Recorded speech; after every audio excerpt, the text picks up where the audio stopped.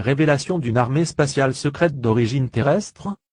Divulgation n'est pas une simple histoire d'ufologue en mal de preuves concernant une vie extraterrestre.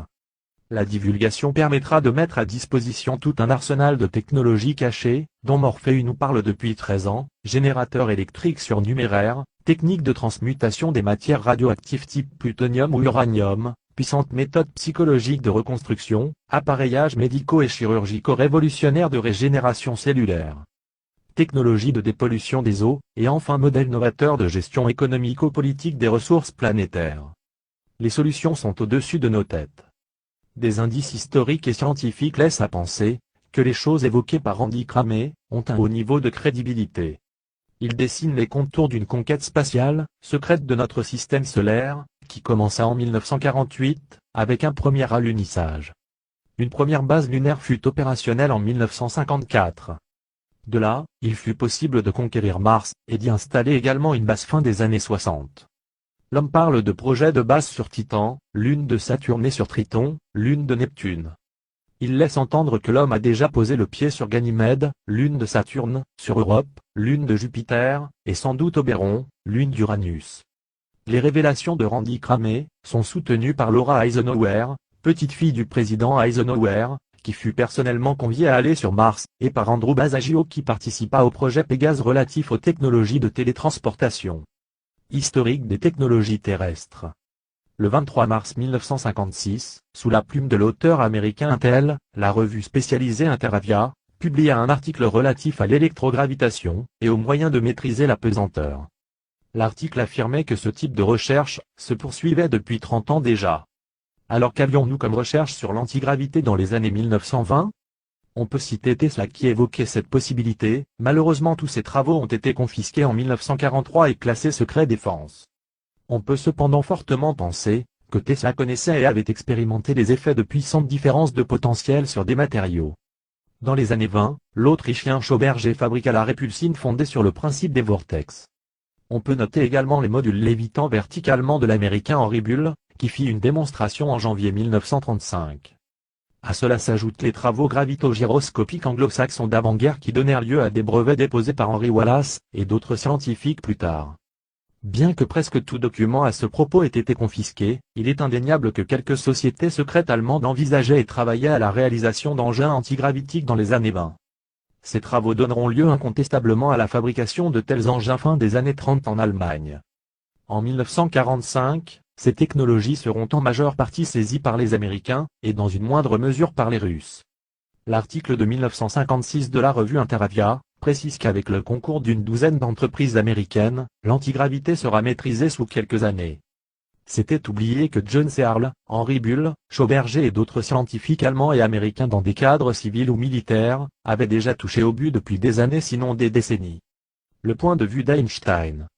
La position d'Einstein concernant cette question est extrêmement pudique mais très significative. Il n'est pas vain d'espérer acquérir un jour une connaissance plus claire de la gravitation, car la généralité et le détachement extrême de la théorie de la relativité peuvent être éclairés par l'étude particulière d'un mécanisme précis. On peut difficilement imaginer qu'Einstein évoque l'étude particulière d'un mécanisme précis sans avoir eu vent de quelques techniques à différence de potentiel antigravifique, de mécanismes inertiels de type gravitogyroscopique ou autres. Même si toute cette histoire relevait d'un plan mémoriaux, d'une conscience clonée ou de transfert de données via un remote neural monitoring, transfert de data à distance, il n'en demeure pas moins qu'une certaine cohérence chronologique existe au vu des bribes d'informations dont nous disposons sur les technologies exotiques depuis 1945. Une divulgation sur ordre de ses supérieurs. Randy Cramey, alias Captain K, de l'US Marine Corps, USMC, dit avoir servi durant 20 ans dans une armée spatiale secrète transnationale. Pour ces divulgations, l'homme affirme agir sur ordre direct de ses supérieurs militaires. Il aurait le feu vert de la part d'un général de brigade et d'un colonel de la branche secrète de l'US Marine Corps, USMC. Randy Cramey. Le colonel Jamison m'a mis en contact avec un homme, se présentant comme le général de brigade Smith. Le général Smith m'a donné une explication assez longue sur les êtres sans âme du comité qu'il était censé servir, et sur les désaccords graves entre l'USMC avec le dit comité. Sans m'étendre, j'ai été convaincu par ses explications et ses choix stratégiques. Quand il m'a personnellement donné le feu vert, il a dit, et je cite, « Je vous donne le feu vert pour aller parler au public de tout ce que vous savez. » Je demandais, Tout? Et il a dit, tout. L'USMC est un organisme créé par Eisenhower. Randy affirme que le président Eisenhower a créé cette section spéciale du corps des marines des États-Unis en 1953, afin de disposer d'un contre-pouvoir face au complexe militaro-industriel en charge de Black Project. Ig voulait s'assurer qu'un corps militaire éthique et respectant un code d'honneur puisse lui survivre. Il souhaitait disposer d'une unité militaire disciplinée et sous serment, en marge des services de renseignement US, de l'armée classique et des forces aériennes. Le recrutement s'est fait dans la première classe des officiers de la marine et du corps des marines, avant de créer leur propre académie d'officiers spécialisés. L'existence de cette unité militaire n'a été révélée que fin 2013, par Randy Cramé en personne. Fabriquer des super-soldats. Randy affirme avoir été génétiquement modulé avant sa naissance, afin de pouvoir supporter physiquement et mentalement les voyages spatiaux. Il a commencé son service à l'âge de 17 ans. Il se définit comme un être issu de brevets génétiques appartenant à l'armée. Il est techniquement une propriété de l'armée US.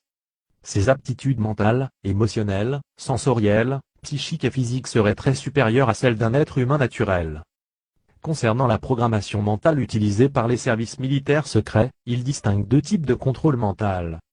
Les techniques utilisées pour me former mentalement sont un type de programmation visant à agir volontairement. Cela diffère des programmations MK Ultra visant l'obéissance sans réflexion. Ces dernières forcent les super-soldats à tuer sur ordre sans distinction, et au-delà à se suicider sur ordre si nécessaire sans aucune résistance, ni instinct de survie. Ce type de programmation a causé tant de désastres sur les sujets qu'il a été totalement abandonné pour l'armée spatiale. La programmation visant l'action volontaire ne cherche pas à créer un être qui tue sur commande autrui ou soi-même. Elle vise à générer un profond instinct de protection de sa tribu et de son territoire. Si une menace est identifiée, le soldat va alors utiliser toutes ses connaissances, ressources et ruses pour détruire toute chose qui pourrait nuire au périmètre d'un territoire, à l'habitat, ou aux êtres qu'il est génétiquement prédisposé à protéger. Toutes les unités de l'USMC fonctionnent sur ce mode de programmation. La guerre d'empoigne entre les directeurs des différents Black Project. Autrefois il y avait un effort assez coordonné des différents programmes clandestins pour l'avancée des technologies exotiques. Cependant cette entente des débuts a dégénéré en conflit aigu. Chaque directeur de programme noir profond, qui a le contrôle d'un secteur de recherche, refuse de partager ses résultats et données. Pire, il essaie de voler et d'acquérir les données des autres. Chacun essaie de protéger les siennes en les camouflant dans des sous-programmes, de sorte qu'elles ne puissent être volées. Des alliances se font et se défont dans ces interminables conflits. Toute autre technologie a pour objectif l'espionnage et vise à s'accaparer les données des autres programmes clandestins. Cela se fait dans l'espoir de gagner la course aux projets les plus secrets. Doté d'une supériorité technologique sans partage, le gagnant pourra alors refaire le monde à son image, et réécrire toutes les règles. Sans contre-pouvoir, il n'y aura alors plus rien pour les empêcher de faire ce que bon leur semble, y compris le pire.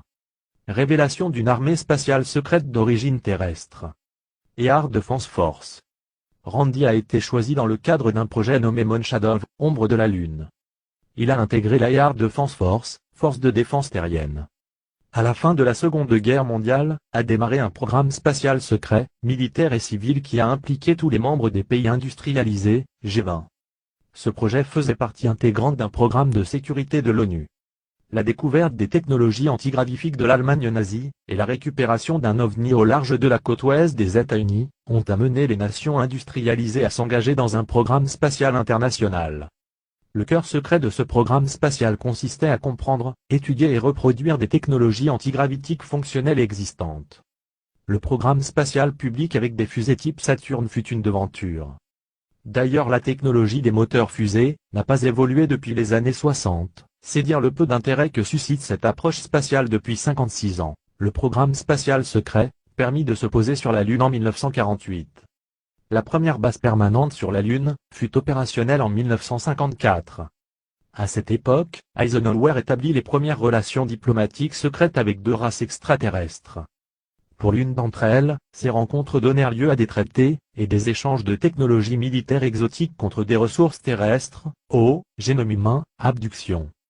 Ces accords furent dénoncés dans les années 80, et les relations avec cette race, définitivement rompues en 2006. Mars Defense Force. En 1987, à partir d'une base américaine, j'ai embarqué sur un Astra TR-3B, engin antigravitique triangulaire fabriqué aux USA. Nous étions environ 40 militaires. Cet appareil nous a emmenés sur la Lune dans une base où j'ai subi de nombreux examens médicaux. Les TR-3B font la navette entre les bases terrestres de l'armée spatiale et les bases lunaires. Ce voyage dure en moyenne 90 minutes. Plusieurs milliers de soldats sont ainsi regroupés sur les bases lunaires. Sur la Lune, nous sommes montés à bord d'un grand vaisseau chrome d'environ 5 étages de haut et 500 mètres de large pouvant prendre à son bord 2 à 3000 militaires. Pour des raisons de sécurité, nous n'avions aucune information sur notre destination et le but de notre mission. C'est seulement arrivé à notre destination qu'ils nous déclarèrent « Bienvenue sur Mars ». Après un débriefing je sus que j'étais préposé à intégrer une unité dont je ne connaissais pas l'existence, la Mars Defense Force, force de défense martienne. Le voyage en direction de Mars ne dura que 15 minutes, car l'énorme vaisseau dans lequel nous étions est passé par un trou de verre. Un trou de verre plie l'espace-temps localement et permet de voyager quasi instantanément d'un point à un autre de l'univers. L'univers martien. Même si son atmosphère est respirable pour un être humain, du fait de très violentes tornades, de fortes variations de température, et d'un oxygène raréfié, la planète est difficilement habitable en surface.